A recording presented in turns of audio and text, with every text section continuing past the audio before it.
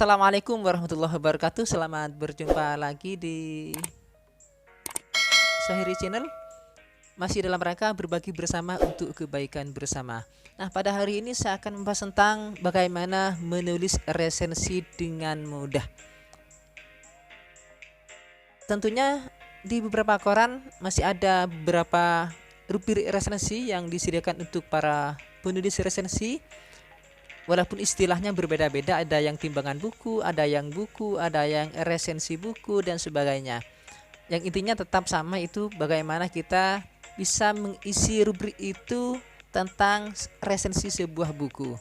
Nah, begitu juga istilah bagi para peresensi buku tidak sama. Ada yang menggunakan resensator, ada yang menggunakan reviewer, ada yang menggunakan peresensi buku. Tapi saya lebih suka istilah peresensi saja, peresensi, karena ini sama dengan istilah penyanyi yang kata dasarnya adalah nyanyi mendapat awalan pe menjadi penyanyi, kemudian resensi mendapat awalan pe menjadi peresensi, orang yang menulis resensi. Istilah resensi ini memiliki arti menilai atau menimbang atau mengulas kembali isi buku. Kemudian resensi memberikan informasi kepada pembaca apakah buku itu layak dibaca atau tidak, apakah buku ini baik untuk kita atau tidak, sehingga melalui resensi buku pembaca itu tahu bagaimana kualitas atau apa saja isi buku yang disajikan kepada pembaca oleh penulis buku.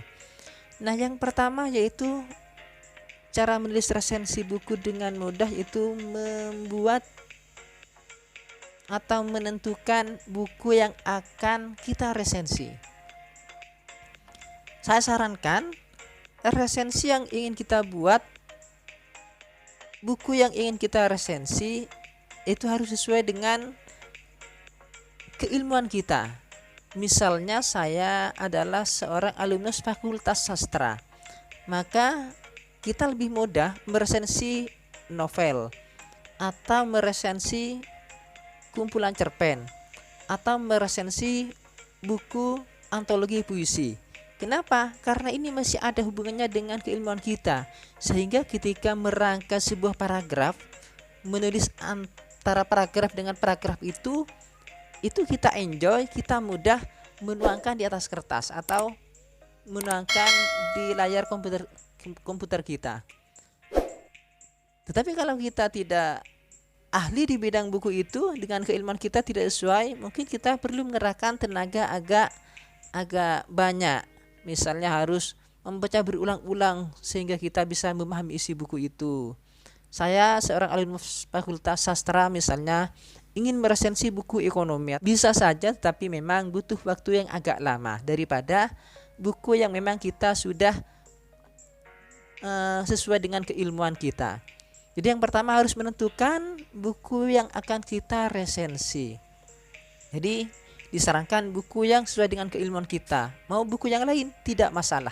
Yang penting kita bisa memahami buku itu, kemudian bisa menulisnya menjadi kalimat yang renyah dan enak dibaca. Yang kedua, menentukan judul.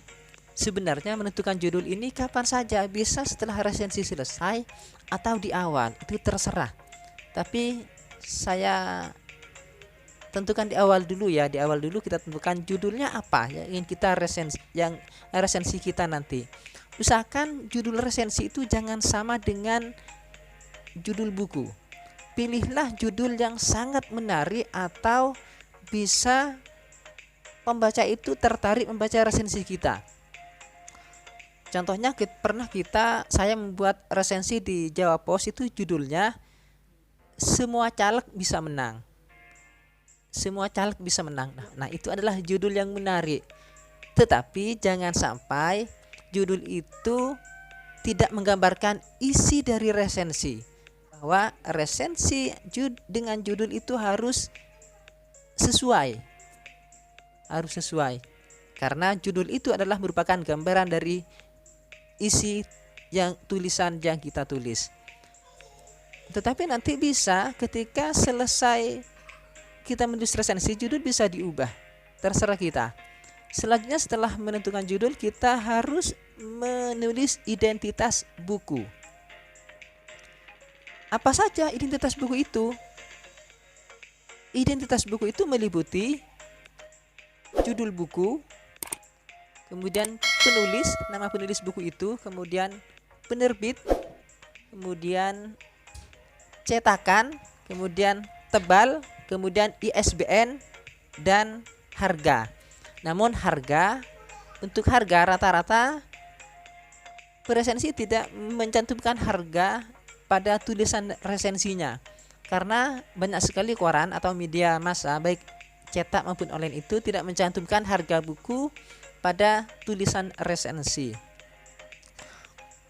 Kemudian saya contohkan seperti ini dari identitas buku. Judul buku misalnya, saya memilih Kampungku Indonesia.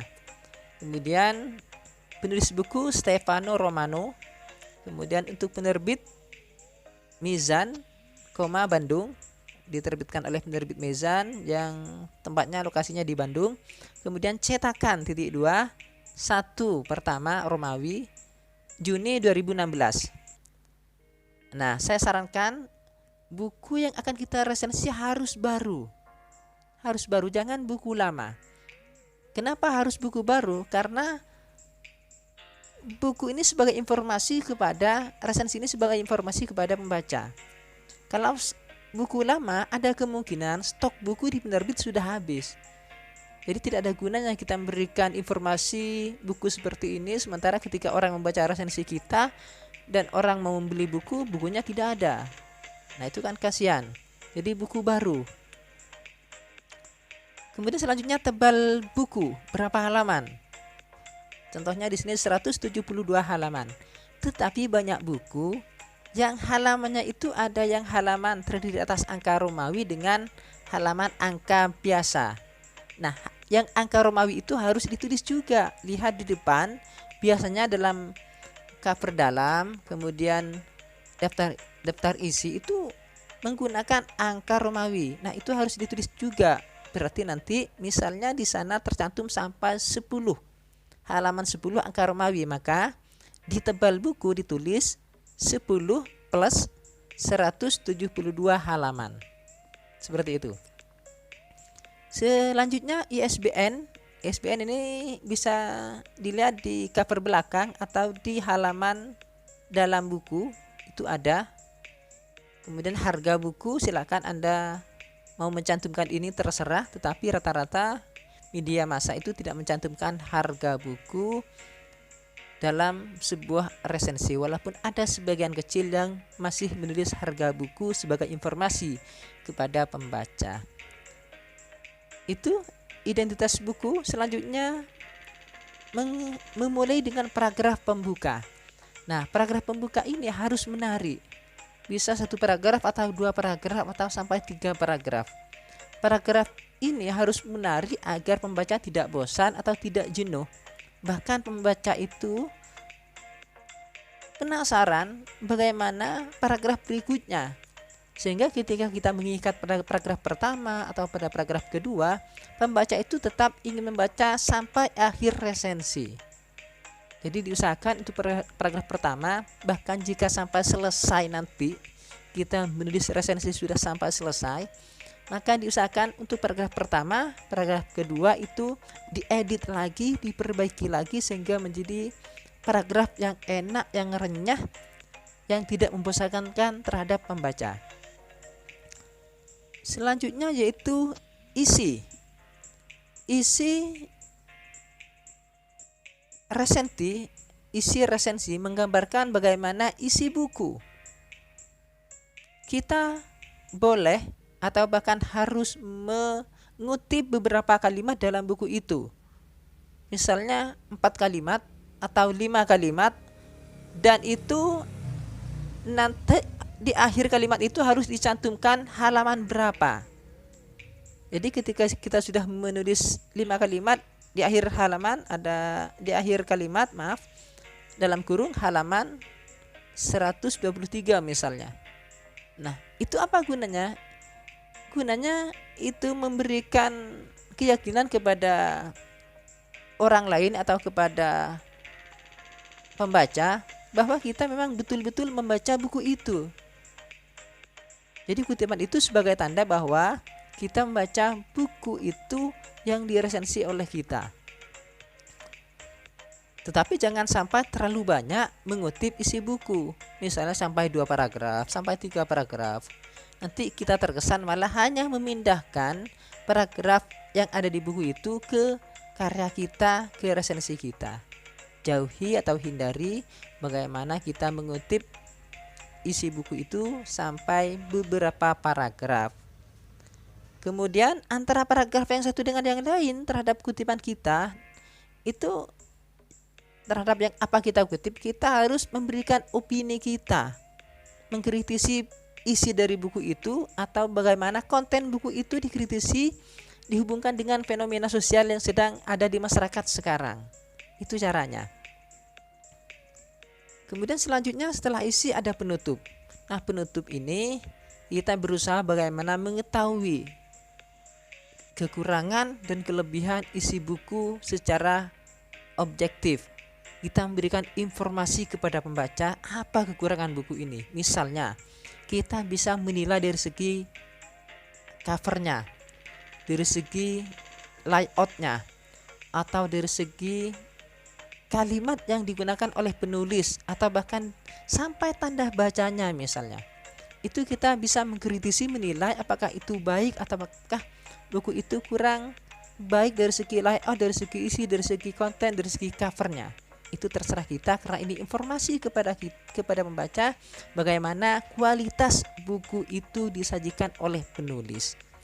Nah, jadi ada penilaian baik buruk terhadap isi buku itu. Kemudian silakan, selamat berkreativitas, selamat mencoba menulis resensi buku. Untuk konten selanjutnya saya akan membahas tentang manfaat menulis resensi buku. Di antaranya adalah manfaat terhadap penulis, bagaimana ia bisa memperoleh ratusan buku tanpa harus membeli. Nah, pada beberapa tahun kemarin ketika saya masih getol menulis resensi buku, bisa dalam 1 bulan bisa puluhan buku yang saya dapatkan tanpa harus membeli, bahkan buku itu masih sangat baru. Bulan September saya dikirimi, misalnya bulan September saya dapat puluhan buku yang baru terbit bulan September juga. Jadi peresensi buku itu bisa mendapatkan buku terbaru sebelum pembaca mendapatkan buku itu. Nah, untuk manfaat buku akan saya bahas pada konten yang lain. Silakan Anda tekan lonceng agar Anda mendapatkan informasi yang lain terkait dengan bagaimana menulis resensi buku.